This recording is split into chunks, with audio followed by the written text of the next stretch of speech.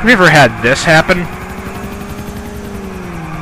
You know, you're taking a turn in your Super Snake, you think you're doing everything right, instead you just spin out. And instead of trying to straighten yourself off, the car makes a smoke show, or even better, you're on the highway, everything's going fine, you're in 3rd or 4th gear, you're cruising, the RPMs are hovering at a nice high RPM. Your Super Snake looks like it's king of the world. That is until you stop paying attention and hit a guardrail, and can't steer and hit a pillar. Such errors like those could have been simply avoided if you just used better driving tactics. Please note that those 2 crashes I did before were staged. I present you the Shelby Super Snake 2011. Besides having an awesome exhaust note, the car has a lot of horsepower and torque to boot. Notice what happens when I floored it there. The rear wheels just spun. They lay down rubber. When you lay down rubber in the car out of 1st and 2nd gear, that's not a good thing because you lose traction. See, like there, if you look near my tires, you'd see black patches following them. That's one thing you never want to do in the Super Snake. Never, ever, ever gun it. If you're just coming out of a turn and you're in 1st gear or 2nd gear, 60 miles an hour is the point when I say go ahead and gun it. 60 miles an hour or higher, I should say. 2nd gear isn't exactly right. And also, you want to brake a lot for turns, because it doesn't take much to get the thing tail happy. Like there. I was lucky I was able to counter steer and save it, otherwise I would have hit the wall and I would have buckled in one of my wheels. But as you see, the Super Snake's very fast. On these straightaways, and you open it up, it'll go. And the brakes are really good as well. I'll show you later on. It's coming up right now. See, the brakes work. You just have to use them. It's also nice because they aren't the kind of brakes without anti-lock brake system. So what I meant to say is when you slam on the brakes, they don't lock up, which means you can steer and you can get around traffic. And another problem with the Super Snake I've noticed is that sorry, it's a bit wide. It's wider than the Shafter, and if you're, you know, like me, if you've been driven the Shafter for a long time, it's a bit difficult to get used to other cars. But that doesn't mean the Super Snake is a terrible car, by no means. I mean, the Super Snake will destroy the Shafter in a race, especially if it's on the highway. But like the other exotic cars in the game, the Super Snake requires your undivided attention. I mean, if you get a booty call when you're driving this, just hang up and keep driving. Because the worst thing you can do is lose your attention to the car, and the car will not respond properly. I mean, to drive this car, you need to have all guns firing. You have to really be looking ahead. You have to be very proactive in dodging things. And you saw it there, I went too fast over that jump. So it's actually very easy to break parts of it, especially off jumps, because the suspension is firm, and I like that, which means it turns quickly, but it also makes jumps a risky ordeal. And also, with the Super Snake, because it's so wide, you often have to use the service lane to pass on the highway. And in the cities, you have to. I usually slow down when I'm trying to get through stopped traffic, because you never know if someone's going to jump in front of you or not. But I really have to say, once you learn how to drive this car, it is almost unstoppable. It is so fast. See, notice how I'm not giving it too much gas to that corner? If you can do that consistently, and really know the limits of the car, you'll be fine. It's just getting to that point. I mean, I'm still learning things about it, but the whole ease of spinning out does have a use. I mean, if you want to show off, the Super Snake is definitely the car for you. The exhaust note and that sound is amazing. It's just a lot of fun to drive. So, when you're on the highway, it's pretty easy. I've covered that. You just don't want to slow down too much, because if you slow down too much, you lose traction. Right there, I didn't slow down enough.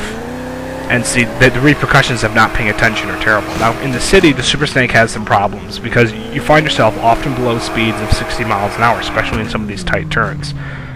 And it doesn't take much to jam wheels, so I'm going to fix my car like that, and now I'm back on the road.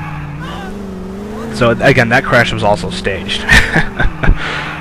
See, even there, I gave it too much gas, and you can't countersteer it if you're that low of a speed, because once the car picks a direction in a skid, it's just going to go there, and there isn't much you can do, unless you get hit by a car, maybe. And see, at higher speeds, even then, see, I couldn't countersteer him. That was also staged. I did that on purpose, to show that once the Super Snake wants to skid, there's nothing you can do about it. Basically, any stops that you make will be involuntary, i.e., you can't make it stop, someone else is going to.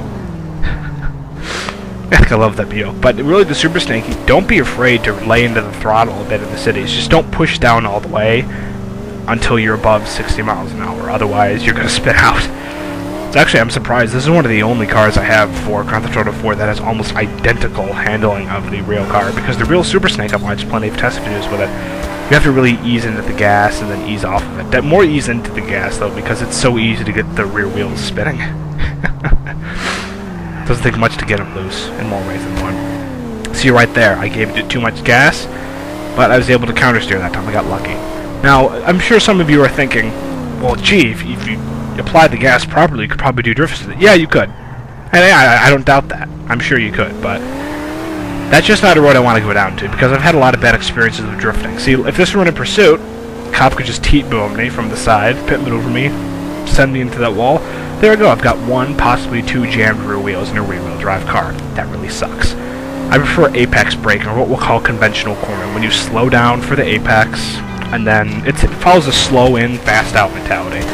Also, I'm going to demonstrate here, be very careful when getting off a dirt or wet surface and coming back onto the road, because that extra grip, it's a bit like when you stop hydroplaning.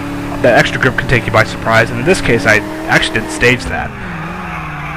I actually didn't think the Super Snake would respond so badly to it. And then this was a stage showing that if you get back on the throttle immediately while it's still trying to regain traction, it's not a good thing.